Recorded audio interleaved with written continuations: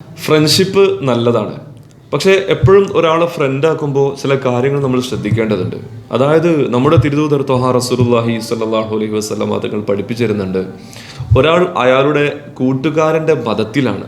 അതുകൊണ്ട് ഓരോരുത്തരും ആരെയാണ് കൂട്ടുകാരനാക്കുന്നത് എന്ന് നോക്കണം. പിന്നീട് പല ഉദാഹരണങ്ങളിലൂടെയും തിരുദൂതർ നല്ല കൂട്ടുകാരെ മാത്രമേ തിരഞ്ഞെടുക്കാവൂ എന്ന് പറയുന്നുണ്ട്, പഠിപ്പിച്ചിരുന്നുണ്ട്.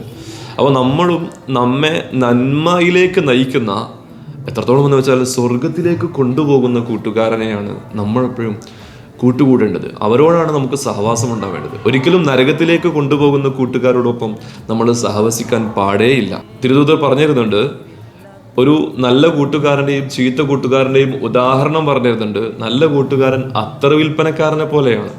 ഒന്നുകിൽ അവൻ്റെ അരികിലെത്തിയാൽ നിനക്ക് അത്തർ തേച്ച് തന്ന് നിന്നെ സുഗന്ധം വമിപ്പിക്കും, നിനക്ക് സുഗന്ധം തരും. അല്ലെങ്കിൽ നീ അവനിൽ നിന്ന് വാങ്ങും. ഇത് രണ്ടുമല്ലെങ്കിൽ അവിടെ ചെന്നാൽ നിനക്ക് സുഗന്ധം ആസ്വദിക്കുകയെങ്കിലും ചെയ്യാം. എന്നാൽ ചീത്ത കൂട്ടുകാരൻ കനാഫഹിൽ കീരിനാണ്, ഉലയിൽ ഊതുന്ന പെരിങ്കൊല്ലന്മാരെ പോലെയാണ്. എന്ന് പറഞ്ഞാൽ കത്തിയും മറ്റൊക്കെ മൂർച്ച കൂട്ടുന്ന ആളുകളുണ്ടല്ലോ ഈ തീയിലിട്ടിട്ട്, അതുപോലെയാണ് ചീത്ത കൂട്ടുകാരെന്ന് പറഞ്ഞാൽ. അതായത് അവിടെ ചെന്നാൽ ഒന്നുകിൽ അതിൻ്റെ തീപ്പൊരി നമ്മുടെ ഷർട്ടിലേക്കോ നമ്മുടെ തുണിയിലേക്കോ ആയേക്കാം, അതല്ലെങ്കിൽ ദുർഗന്ധമാണ് നിനക്ക് അവിടെ അനുഭവിക്കാൻ കഴിയുക.